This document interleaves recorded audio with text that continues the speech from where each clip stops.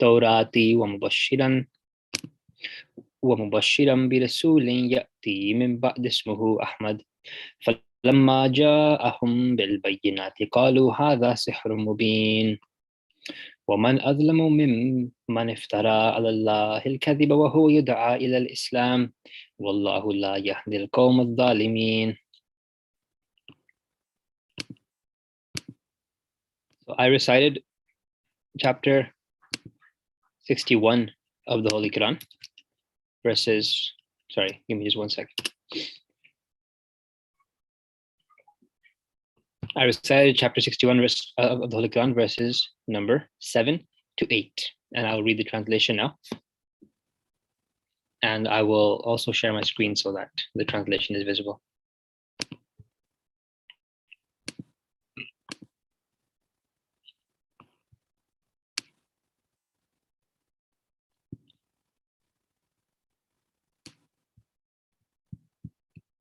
So وَإِذْ قَالَ, and when he said, Isa ibn Maryam. وَإِذْ قَالَ Isa ibn Maryam, when Jesus, the son of Mary, said, Ya Bani Isra'ila, O children of Israel, Inni Rasulullahi ilaykum. Surely I am Allah's messenger unto you, musaddiqan lima bayna yadayya, fulfilling that which is before me, minat Taurati, of the Torah, wa mubashiran bi rasulin, and giving glad tidings of a messenger, ya'ti min ba'di, who will come after me, ismuhu Ahmad, his name will be Ahmad. Falamma ja'ahum, and when he came to them, bil bayyinati, with clear proofs, qalu, they said, hadha sihrun mubin, this is manifest sorcery. Wa man azlamu, and who is greater in injustice. Waman adlamu, and who is more unjust. Mimman iftara alallahi al-kadhib, then the one who forges against Allah a lie. Wa huwa yud'a ila al-Islam, while he is called to Islam. Wallahu la yahdil qawm al-zalimin, and Allah guides not the wrongdoing people. Donc, la traduction des versets que j'ai lus, chapitre 61, versets 7 et 8. Et souvenez-vous quand Jésus, fils de Marie, dit, ô enfants d'Israël, assurément, je suis pour vous le messager d'Allah, accomplissant ce qui a été mentionné dans la Torah avant moi, et annonçant la bonne nouvelle d'un messager qui viendra après moi. Son nom sera Ahmad, et lorsqu'il vint à eux avec des preuves évidentes, ils dirent, ceci est de la magie manifeste. Mais qui peut être plus injuste que celui qui invente un mensonge contre Allah alors qu'il est appelé à l'islam? Allah ne guide pas le peuple qui agit injustement. So these verses of Surah As-Saf are very interesting, and they're verses that we should keep in mind and we should know, because there are basically two meanings. There is a basic meaning, and then there is a more deep understanding of the verse. So as we know, as we may know, the Holy Prophet ﷺ, one of his names was Ahmad. So the Holy Prophet Muhammad, he was also known as Ahmad. So in this verse, when it says that the Prophet Jesus ﷺ, he said to his people, he said that I'm giving you the glad tidings, I'm giving you the news of a prophet who will come after me, whose name will be Ahmad. And then it says that when he came with them, when he came to them, they said that this is manifest sorcery. So when he came, they did not accept him. So the first recipient of this prophecy is, of course, the Holy Prophet ﷺ, because his name was Ahmad also. So we believe that as we believe there are mentions of the Holy Prophet ﷺ in previous scriptures, and in the Bible, we can find different verses which we believe to mean the coming of the Holy Prophet This is also why there were different groups of people. For example, the Jews, they were there in Arabia during the time of the Prophet Muhammad because they had expected that someone was to be coming. If we read in the Old Testament in Deuteronomy chapter 18, verse number 18, there is a prophecy about the Holy Prophet which is a prophecy of the Prophet Moses and he said that Allah has told me that there would be a prophet, and inshallah in the future we can have a lesson on this verse as well. This is just a side point. And then the Prophet Jesus he had also said that the Spirit of truth will come. So we believe that the Spirit of truth, we believe this is the Prophet Muhammad. This just one reason for this also is that the Holy Prophet, one of his names also besides Ahmad, one of his titles was Sadiq, which means the truthful. So he was always known to be a truthful man, and this is why he was referred to as the Spirit of truth. But inshallah in the future we can go over prophecies of the Holy Prophet in the Bible. Donc je disais que nous on croit que il y a des versets, il y a des prophéties dans les autres écritures religieuses concernant le saint prophète Mohammed. Donc si on lit dans la Bible, dans le Nouveau Testament et l'Ancien Testament, on peut voir plusieurs exemples des prophéties et des versets qui indiquent qu'il y aura un prophète qui va venir dans l'avenir, et nous on croit que c'était les prophéties pour le prophète Mohammed. Dans le verset que j'ai lu, le premier verset, le prophète Jésus, il dit à son peuple qu'il y aura un prophète qui s'appelle Ahmad. Donc peut-être on ne savait pas, mais un autre nom du saint prophète Mohammed était aussi Ahmad. Donc il était connu pour deux noms. Donc quand on lit le verset, le destinataire de ce verset est le saint prophète Mohammed parce qu'il était aussi appelé Ahmad. Mais il y a aussi une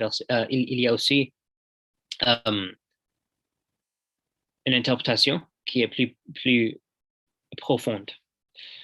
So as we also know, we believe that we believe in Hazrat Mirza Ghulam Ahmad al-Islam, the promised Messiah, whose name also was Ahmad. So as I mentioned before, that there are two meanings in this verse. So we believe that this meaning, that this verse also refers to promised Messiah al-Islam, whose name was Ahmad, that the Prophet Jesus al-Islam is making this prophecy about the promised Messiah. And one reason for this is that because we believe that the promised Messiah al-Islam is also a second manifestation of the Holy Prophet. So the Prophet Messiah came with the same mission as the Holy Prophet. He did not bring anything new. So his manifestation is also a manifestation of the Holy Prophet. But in order to understand this more, we have to move to the second verse here, when it says, وَمَنْ أَظْلَمُ مِمَّنِ افْتَرَىٰ عَلَى اللَّهِ الْكَذِبَ وَهُوَ يُدْعَىٰ إِلَى الْإِسْلَامِ. So who is more unjust than he who forges a lie against Allah while he is being called to Islam? So this is the main, which I will highlight here, the main point. It says while he's being called to Islam. So the Holy Prophet ﷺ, people did accuse him of making up lies against God, or they said that he's basically become a madman and that he is saying that Allah has spoken to him, made him a prophet and all this. But the Holy Prophet ﷺ was never called towards Islam. The Holy Prophet, in fact, was the one who called to Islam. He called people to the faith of Islam. But today, when we look at the opponents of the Jamaat, when we look at the opponents of Mirza Ghulam Ahmad al-Islam, he is the one who today has been called, and we are the ones, Ahmadis are the ones who are called non-Muslim. And people call us to Islam. So this is the interpretation this is the interpretation of the Jamaat, that this point here, this sentence, while he is called to Islam, shows that this verse and these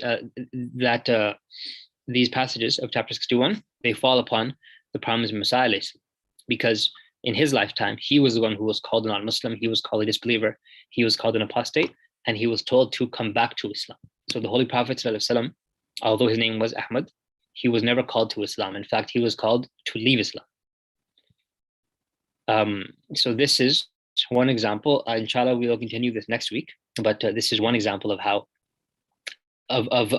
why these verses fall upon Mirza Ghulam Ahmad alayhi salam. Donc, comme nous, on le sait, nous, on a accepté le Messie promis, Mirza Ghulam Ahmad alayhi salam, et son nom était aussi Ahmad. Donc, nous, on croit que un autre destinataire de ce verset est le Messie promis. Ici en haut, ça dit que Jésus, alayhi salam, il a dit qu'il y a un messager qui va venir après moi et son nom sera Ahmad. Donc oui, le nom du prophète Mohammed sallallahu alayhi wa sallam était Ahmad, mais le Coran, le texte est pour tous les âges. Donc il y a des versets qui se manifestent dans plusieurs façons. Et nous, on croit que Mirza Ghulam Ahmad était aussi une manifestation du saint prophète Mohammed sallallahu alayhi wa sallam parce qu'il est venu avec la même mission et le même message que le prophète. Et même lui, il a dit que tout ce que j'ai atteint était à cause ou était grâce à mon amour pour le prophète Mohammed sallallahu alayhi wa sallam. Donc, si on continue dans verset 8, ça dit que qui peut être plus injuste que celui qui invente un mensonge contre Allah alors qu'il est appelé à l'islam. Donc, la phrase ici, il est appelé à l'islam, ça c'est la clé pour comprendre ce verset.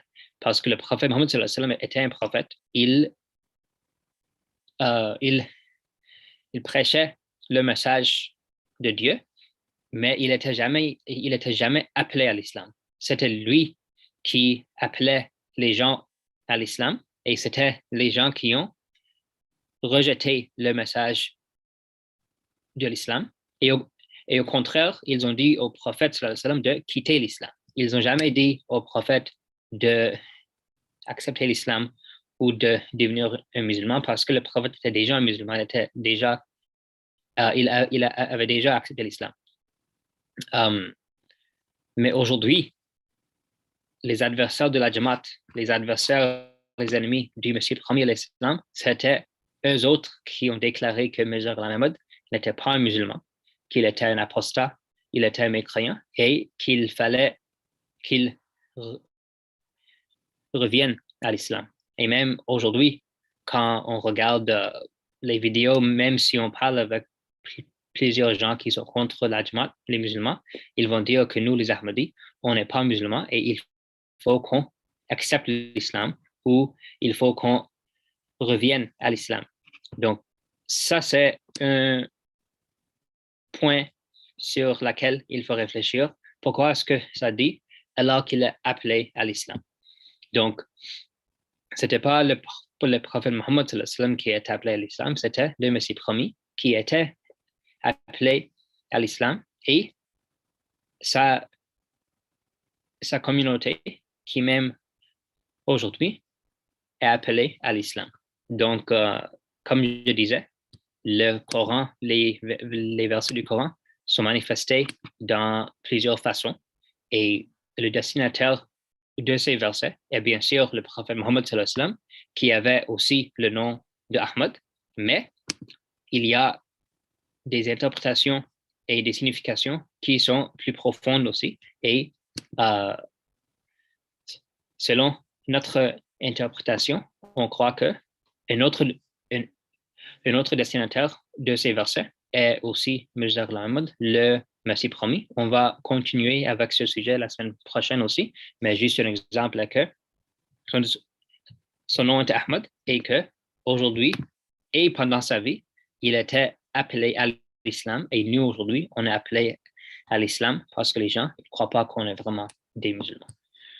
Donc, Inch'Allah, on va continuer ça avec la semaine prochaine. We will continue with this, Inch'Allah, over the next week, and then we will go on to a few other verses also. So I'll end this here, and Inch'Allah, see you next week. Assalamu alaikum wa rahmatullahi wa barakatuh.